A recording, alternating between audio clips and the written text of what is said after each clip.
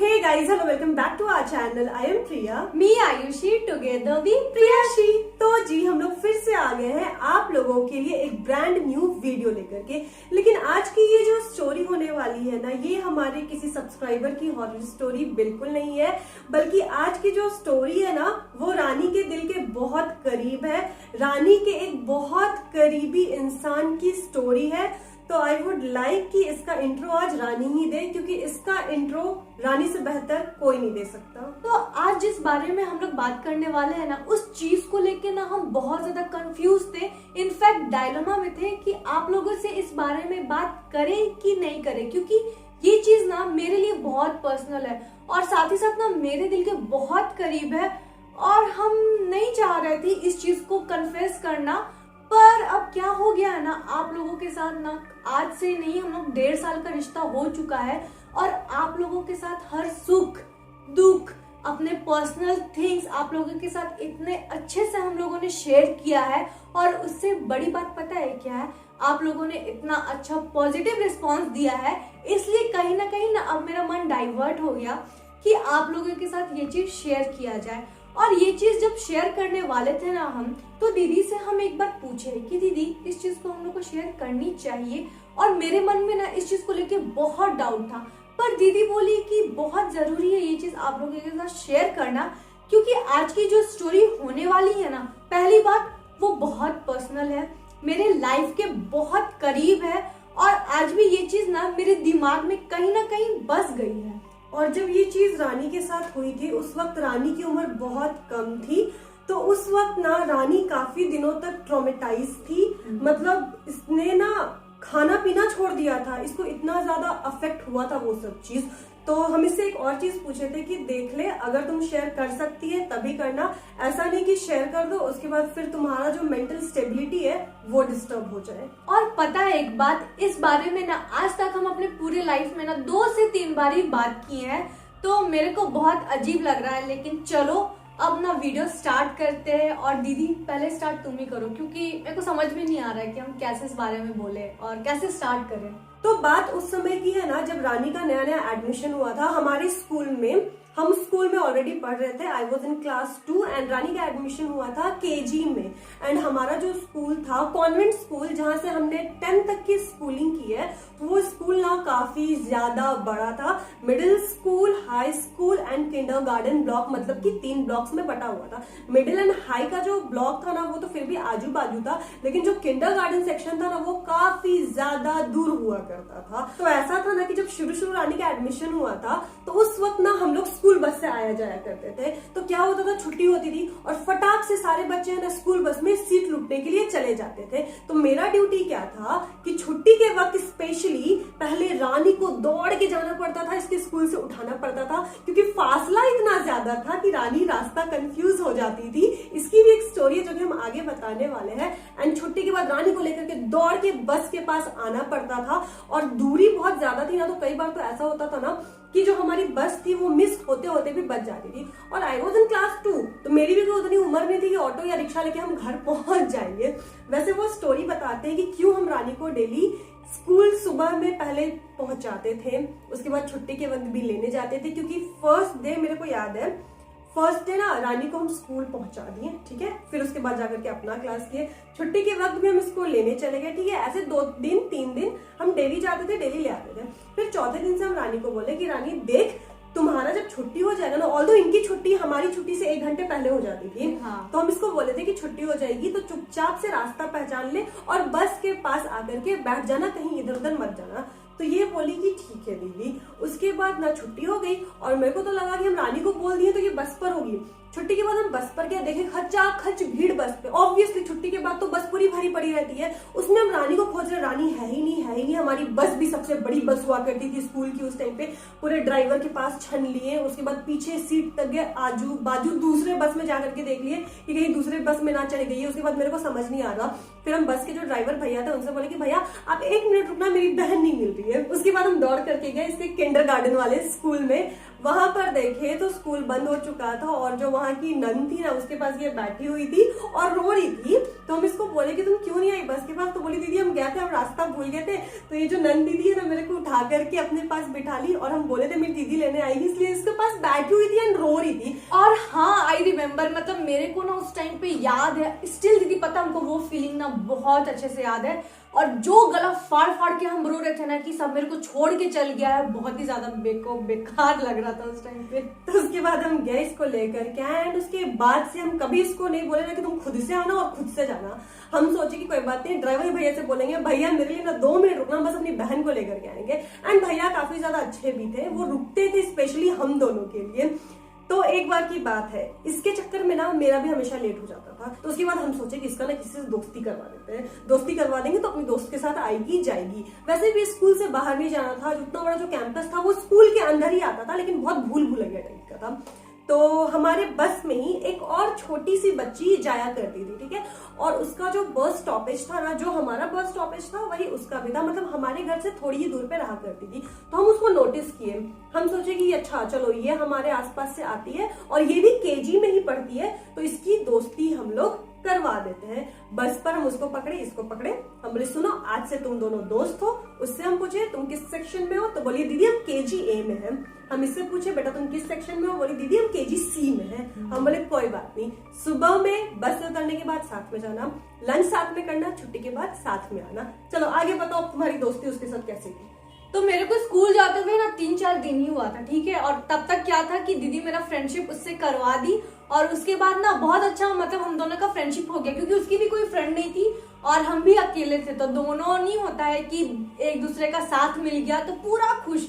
और हम लोग सच में इतना अच्छा हम लोग के बीच में बॉन्डिंग हो गया था ना, बचपन में जो दोस्ती होता है यार, साथ में खाना, वो कुछ भी खरीद रही है तो मेरे को भी दे रही है, हम भी उसको दे रहे हैं। और हम लोग में होता था कि चॉकलेट खरीदे है ना तो 2 चॉकलेट देना, 3 चॉकलेट देंगे तो लड़ाई हो जाएगा, ऐसे वाला होता था। तो एकदम प्योर जो बॉन्डिंग होता है ना, मेरे को याद आता है कुछ कुछ बातें। तो हम लोग साथ में जाते थे, साथ में आते थे और दीदी को बहुत ज्यादा हम थैंक यू बोलते थे कि मेरा कोई दोस्त तो बना पूरे केजी में। उसके बाद केजी बहुत अच्छे से निकला, ठीक है, और वही मेरी एकमात्र दोस्त थी। उसके बाद 1 में आ गए, जैसे कि अब मिडिल स्कूल में आ गए थे, 1 से लेकर हम लोग का मिडिल स्कूल था। तो बहुत सारे और हम लोग के फ्रेंड सर्कल में ऐड हुए।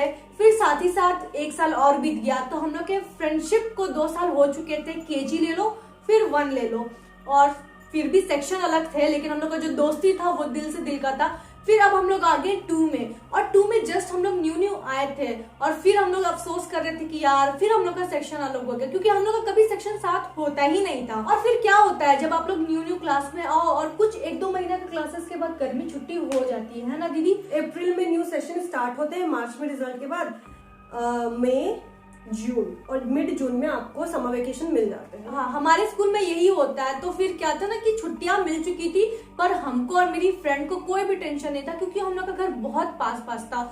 तो हम लोग ना मिल लेते थे। और उसकी मम्मी और मेरी मम्मी भी बहुत अच्छी दोस्त बन गई थी, क्योंकि जो बस स्टॉपेज में मेरी मम्मी भी हम लोग को छोड़ने आती थी और उसकी मम्मी भी आती थी, तो वो लोग का भी दोस्ती बहुत अच्छा हो गया था। तो मम्मी को हमेशा बोलती थी कि मम्मी चलो ना उसके घर चलो ना, और मम्मी को भी आंटी की कंपनी अच्छी लगती थी। और हम दोनों दोस्तों के जो मजे होते थे ना, और मम्मी क्या है ना कि हर बार तो मेरे साथ उसके घर जा नहीं सकती थी, तो हम क्या करते थे, साइकिल उठाते थे और चुपचाप से उसके घर चले जाते थे। तो उस टाइम ना हम लोग की गर्मी की छुट्टियां चल रही थी, और 1-2 दिन तो हम लोग अच्छे से खेले। कभी हम उसके घर जाया करते थे, कभी वो मेरे घर आ जाया करती थी।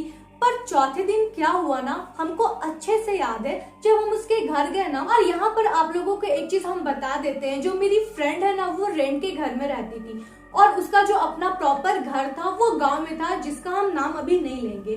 तो हम साइकिल चलाते चलाते उसके घर गए, तो देखे कि उसके रूम में ताला लगा हुआ है। और वहां पर जो ओनर अंकल थे ना, फिर हम उनसे पूछे कि अंकल ये लोग कहाँ गए। तो वो अंकल मेरे को बोले कि बेटा ये लोग तो आज ही दोपहर को गांव निकल गए थे। फिर मेरे को भी लगा कि गर्मियों की छुट्टियां तो चल रही है, तो हो सकता है अपने गांव चली गई होगी। और मेरे पास ना उसका कोई प्रॉपर नंबर भी नहीं था, ना ही मेरा नंबर उसके पास था, क्योंकि हम लोग के टाइम ना बचपन में ऐसा कोई फोन का प्रचलन नहीं था, ना ही व्हाट्सएप थे, ना ही मैसेजेस का सीन था। घर में केवल एक फोन हुआ करता था, जो कि हमारे बाबूजी के पास रहा करता था, और वो भी बहुत जब इमरजेंसी होती थी ना तब हमें मिलता था बात करने को, अदरवाइज नहीं मिलता था। तो इसके बाद ना समर वेकेशन खत्म हो गया और हम बहुत ज्यादा एक्साइटेड थे कि फाइनली स्कूल जाने को मिलेगा और अपनी बेस्ट फ्रेंड से मिलने का मौका मिलेगा। पर यहाँ पर सबसे पहले हम बस के पास जब गए थे ना कि स्कूल जाना है, स्टॉपेज पे खड़े थे तो वो नहीं आई। तो मेरे को क्या लगा ना, हो सकता है फर्स्ट डे है और कोई भी छुट्टियां हो, फर्स्ट डे बहुत लोगों के मोजे नहीं मिलते हैं, टाई नहीं मिलता है, और जब हम लोग के स्कूल थे तो हम लोग का क्या नहीं मिलता था, रिबन, 2 चुटिया करने के लिए। तो मेरे को लगा था कि पक्का ये इसी रीजन के कारण स्कूल नहीं आई होगी। उसके बाद दूसरे दिन भी हम वेट किए, ये नहीं आई, तीसरे दिन भी वेट किए, ये नहीं आई। इसके बाद ना मेरे को बहुत अजीब लगने लगा, क्योंकि हम लोग के स्कूल, खासकर कॉन्वेंट स्कूल के सारे बच्चे रिलेट करेंगे कि अगर आप स्कूल में एब्सेंट हो जाओ, उसके बाद उस चीज का इतना पहाड़ बनाया जाता है ना। तो ना घर जाके हम मम्मी को बहुत इंसिस्ट किए कि मम्मी एक काम करो, एक बार मेरी फ्रेंड के घर चलो, क्योंकि बहुत दिन से वो स्कूल भी नहीं आ रही है, शायद उसकी तबीयत ठीक ना हो। और फिर जब हम मम्मी को लेके उसके घर गए तो देखे कि उसके रूम में फिर से ताला लगा हुआ है। इसके बाद फिर ओनर वाले अंकल से पूछे तो वो बोले कि बेटा ये लोग अभी तक गांव से नहीं आए हैं। फिर हम सोचे कि ऐसी कौन सी ये लोग छुट्टियां मना रही है कि अभी तक ये नहीं आई है, पक्का अब स्कूल से इसको टीसी तो मिल के रहेगा। उसके बाद की जो कहानी है देखो, वो हम लोगों को एग्जैक्टली एंड क्लियरली नहीं पता। वो बातें ना अभी हम लोग मम्मी से पूछ करके आए कि एग्जैक्टली हुआ क्या क्या था। तो हुआ क्या ना कि 10-12 दिन के बाद वो लोग गाँव से लौटे। गए 4 लोग थे और लौटे 3 लोग थे। रानी की फ्रेंड की मम्मी, उसके पापा एंड उसका छोटा भाई। अभी तक रानी की फ्रेंड गांव से घर नहीं लौटी थी। उसके बाद की जो आगे की कहानी है वो मेरे पापा बताते हैं। बात क्या है ना, शाम के टाइम पे उसके पापा मेरे पापा के शॉप पर गए। बहुत लोगों को पता होगा कि हमारे पापा का शॉप है, एंड जो भी उन्होंने सामान वगैरह लिया था ना, तो उसका हिसाब पूरा करने के लिए गए थे। तो मेरे पापा ने उनसे पूछा कि हिसाब क्यों पूरा कर रहे हो, अभी तो 1 मंथ कंप्लीट भी नहीं हुआ है आप लोगों का सामान लेते हुए। तब उसके पापा ने पापा को सारी बात बताई, एंड क्या बात बताई वो तो हम लोग आपको आगे बताएंगे। एंड उन्होंने ये भी बताया ना कि अब वो लोग रांची में नहीं रहने वाले हैं, वो यहाँ से सारा हिसाब किताब पूरा करके, घर का रेंट दे करके, सारे सामान के साथ अपना बोरिया बिस्तर बांध करके किसी दूसरे शहर में जाकर के बसने वाले हैं। तो अब हम लोग आपको रीजन बताते हैं कि आखिर उसके पापा मम्मी ने ये जो इतना बड़ा डिसीजन लिया वो क्यों लिया, एंड गांव से आखिर रानी की फ्रेंड क्यों नहीं लौटी थी। तो बात ये है ना कि जब रानी की फ्रेंड अपने परिवार वालों के साथ गांव गई थी ना, तो जैसा कि लोग जानते हैं, लोगों का कहना है, तो दोपहर के टाइम पर वो खेल रही थी, एंड उसी बीच गांव में गर्मी की छुट्टियों के टाइम पर किसी ने उसको किडनैप किया। किडनैप करके उस छोटी सी बच्ची के साथ किसी ने रेप किया, एक 7-8 साल की बच्ची के साथ। एंड उतना करने के बाद उसने उसके शरीर में से ना जितने भी ऑर्गन्स होते हैं सारा कुछ निकाल दिया। निकालने के बाद उसमें जो पुआल होता है ना, भूसा जो गाय भैंस खाते हैं, चारा, उसको भर के ऊपर से सिलाई कर दिया। एंड उस बच्ची की जो बॉडी थी ना 4-5 दिनों तक नहीं मिली। गांव में घर वालों से जितना हो पड़ा, गांव वालों से जितना हो पड़ा ना, सभी लोगों ने काफी पता लगाने की कोशिश की, पुलिस तक बात गई, लेकिन उसकी बॉडी नहीं मिली थी। फाइनली 4-5 दिनों के बाद उस लड़की की बॉडी रोड के नाले पर खुले में फेंकी हुई थी। एंड पुलिस ने जब बॉडी कलेक्ट करके उसे पोस्टमार्टम के लिए भेजा, तब पता चला कि इसकी डेथ हुए अप्रॉक्स 4 से 5 घंटे ही हुए हैं। मतलब कि अपनी किडनैपिंग के 4 दिनों तक वो बच्ची जिंदा थी, उसको टॉर्चर किया जा रहा था, एंड जस्ट 6 से 7 घंटों पहले इसके ऑर्गन्स निकाले गए एंड इसकी बॉडी के साथ ये सब कुछ किया गया। मतलब ये इतना बुरा था, इतना बुरा था ना, it was like a nightmare for all of us जो ने इस कहानी को सुना। एंड उसके बाद पापा घर पर आए, घर पर आकर के मम्मी को बताए। मम्मी जब मेरी ये सब चीज सुनी ना, तो सबसे पहले तो उन्होंने हम दोनों को ये सब चीजें नहीं बताई, क्योंकि हम लोग बहुत छोटे थे उस वक्त, हम लोग ये सारी चीजें समझते भी नहीं, और अगर समझ भी लेते तो वो हमारे मेंटल हेल्थ के लिए अच्छा नहीं होता। उसके बाद मम्मी क्या की, अगले दिन उनके घर गई, एंड घर गई ना तो मेरी मम्मी बता रही थी, अभी जब हम लोग उनसे बात करके आए थे, कि उस बच्ची की मम्मी इतना रो रही थी, इतना रो रही थी। ऑब्वियसली यार, अगर आपकी 6-7 साल की बेटी के साथ कोई ऐसा करे तो किसी भी माँ के लिए ना ये बर्दाश्त कर पाना बहुत ज्यादा मुश्किल होगा। उसके बाद ना मम्मी ने बहुत समझाया, पापा ने बहुत समझाया, उनके लैंडलॉर्ड ने बहुत समझाया, पूरे मोहल्ले वाले ने बहुत समझाया कि घर क्यों छोड़ना, जो हुआ गाँव में हुआ। जो भी पुरानी यादें थी गांव के साथ थी। लाइफ में आगे बढ़ना होता है, वो जहां भी होगी भगवान के पास होगी, अच्छे से होगी, तो आप लोग यहीं रहो। यहाँ रहोगे तो एटलीस्ट ना हम लोग आपके साथ रहेंगे, आपके दुख में खड़े रहेंगे। अगर आप लोग किसी और शहर में चले जाओगे ना तो फिर से सब कुछ नए सिरे से स्टार्ट कर पाना ना बहुत ज्यादा मुश्किल हो जाएगा। तो बहुत समझाने बुझाने के बाद उसकी मम्मी पापा मान गए। एंड उस टाइम पर ना उनके सास ससुर जो कि गांव में रहते थे वो लोग भी इधर ही रांची में ही आ गए थे उसकी मम्मी को संभालने के लिए। और मेरे को स्टिल एक ही चीज दिमाग में आता है ना कि कोई इतना हैवान कैसे हो सकता है। लाइक हाउ, किसी के अंदर दिल नहीं होता यार, कलेजा मतलब दुखता नहीं है। मतलब इतनी घटिया घिनौनी हरकत कैसे कोई इंसान तो नहीं कर सकता, कोई राक्षसी कर सकता या फिर कोई पागल ही कर सकता है। एंड मेरे को अभी तक उस बच्ची की फेस ना बहुत अच्छे से याद है यार। वो ना डस्की थी एंड उसकी मम्मी हमेशा उसको ना काला टीका लगा करके भेजा करती थी एंड वो बंगाली थी। मेरे को लिटरली कसम से उसकी आवाज भी याद है एकदम अच्छे से। एंड उस टाइम पर रानी को तो कुछ नहीं समझ में आया था, पर मेरी उम्र थी, I think I was in class 5। और जहां तक बात सुन के मोहल्ले में या अपने बाकी दोस्तों से मेरे को कहीं ना ये सारी चीजें पता चल गई थी। एंड हम रानी से ना कहीं ये सब चीज शेयर कर दिए थे, बट यार एग्जैक्ट रीजन कि उसके साथ रेप हुआ था, ऑर्गन्स निकाले गए थे, ये सब मेरे को नहीं पता था। मेरे को बस इतना पता था कि उसकी डेथ हो गई थी। लेकिन कहानी अभी यही खत्म नहीं होता है। वो बेचारी इतना दर्द से मरी थी, इतना दर्दनाक मौत उसको मिला था ना कि उसकी आत्मा भी तड़प के रह गई थी। एंड उस बेचारी बच्ची की आत्मा ना भटक रही थी। एंड उसकी एक चीज बताएं क्या, कोई बच्चियां होती है ना जो अपनी उम्र से भी छोटी दिखती है, वो बच्ची बिल्कुल वैसी थी। वो भले क्लास 2 में थी बट आप उसको देखोगे ना तो वो अभी भी केजी की ही दिखती थी, मतलब बहुत ज्यादा छोटी सी थी। तो उसके डेथ के बाद जो भी रिचुअल्स होते हैं सारा कुछ किया गया। एंड करीबन 1 से 1.5 महीने उसके डेथ को बीत चुके थे। एंड अब सब कुछ धीरे धीरे स्टेबल होने लगा था। ऑल्दो सारी चीजों को भूल पाना उसके पेरेंट्स के लिए बहुत मुश्किल था, बट अभी भी उसका छोटा भाई था जिसकी परवरिश करनी थी।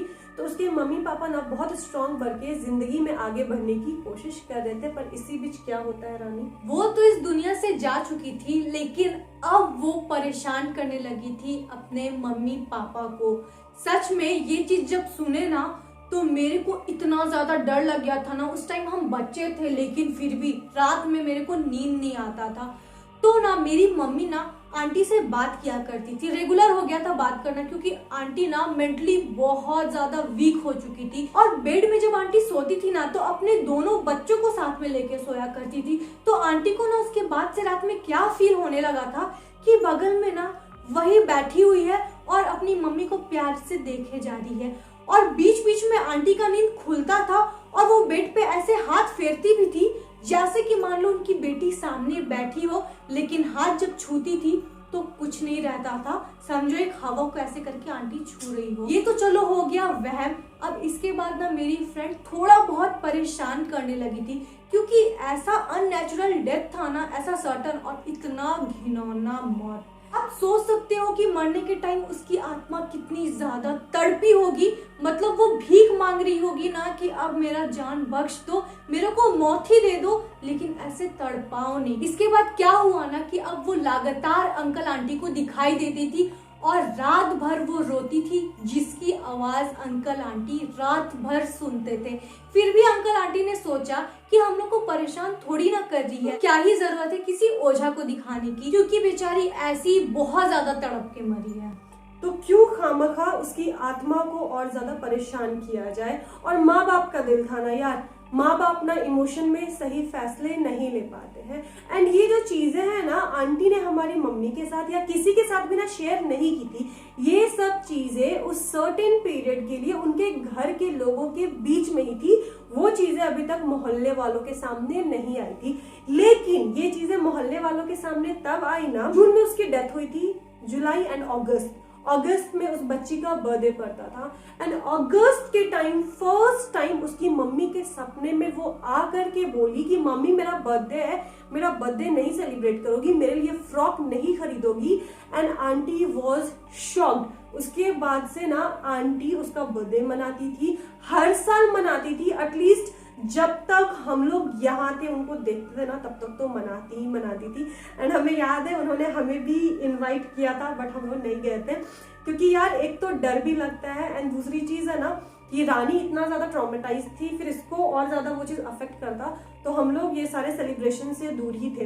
एंड साथ ही साथ जो भी पर्व त्योहार आते थे ना, तो जैसे घर की बेटी के लिए चाहे बेटे के लिए नए नए कपड़े आते हैं ना, हर त्योहार में उसके लिए नए कपड़े खरीदे जाते थे। एंड ये सिलसिला चलता रहता था।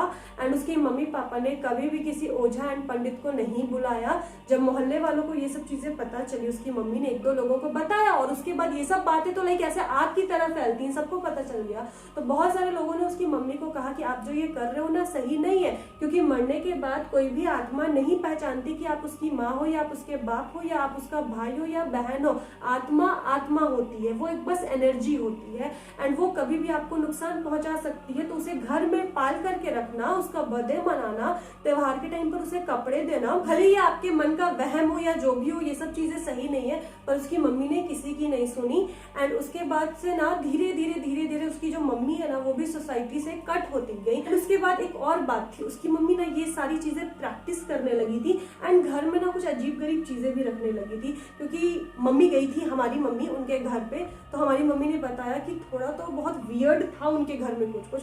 उसके बाद मेरी मम्मी भी उनके घर से थोड़ा सा दूर हो गई थी, क्योंकि भाई इन सब चीजों से बच कर ही रहना चाहिए। एंड फिर आई थिंक 6-7-8 महीनों के बाद उन लोगों ने रांची छोड़ दिया। एंड उसके बाद वो लोग शायद कहीं और चले गए, क्योंकि उनके जो मकान मालिक थे ना, उनको भी जब ये सब चीजें पता चली, जब वो भी कंफर्म हो गए कि ये लोग घर में ऐसा कुछ कर रहे हैं, तो उन्हें भी डर लगने लगा होगा मे बी। तो उन्होंने साफ साफ कह दिया कि आप लोग मेरा घर खाली कर दो। और जब तक मतलब ये इंसिडेंट हुआ था क्लास 2 में, 5-6 में जब हम आ गए थे ना, तब मेरे को प्रॉपर पता चला था कि आखिर मेरी फ्रेंड के साथ हुआ क्या था। और उस टाइम बड़े हो गए थे, लेकिन फिर भी बाहर जाने से इतना ज्यादा डर लगता था ना कि कोई मेरे को पकड़ लेगा। किसी स्ट्रेंजर से बात करने में इतना डर लगता था ना, और किसी को भी ना हम शक भरी निगाहों से दिखते थे। यू नो, सावधान इंडिया में कैसे होता है कि आप अपने ही परिवार पे शक करने लगते हो। तो मेरे अंदर बहुत ज्यादा खौफ आ गया था। अकेले तो हम शाम में कभी नहीं निकलते थे। एंड उस टाइम पर ना ऐसा था भी, हमारे आसपास के एरिया में काफी ज्यादा बच्चे और बच्चियों को चोरी किया जाता था। आधे लोगों को तो बेच दिया जाता था, चाइल्ड लेबर टाइप का। एंड बहुत सारे लोगों के तो ऑर्गन्स भी निकाल दिए जाते थे। अब आंटी से अंकल से पूरी तरह से कनेक्शन छूट चुका है, और बहुत साल हो गए यार, बहुत साल हो गए। लेकिन हाँ, ये जितनी भी यादें हैं ना, वो मेरे दिमाग में अच्छी तरह से एकदम ताजी सब्जियों की तरह ताजा है। तो बताना आज की वीडियो कैसी लगी, और अच्छी लगी हो तो इस वीडियो को लाइक कर देना। नए हो और हमारा फेस पहली बार देख रहे हो तो हमारे चैनल को भी सब्सक्राइब कर देना। मिलते रहेंगे ऐसे ही अपने वीडियोस के साथ, तब तक के लिए बाय।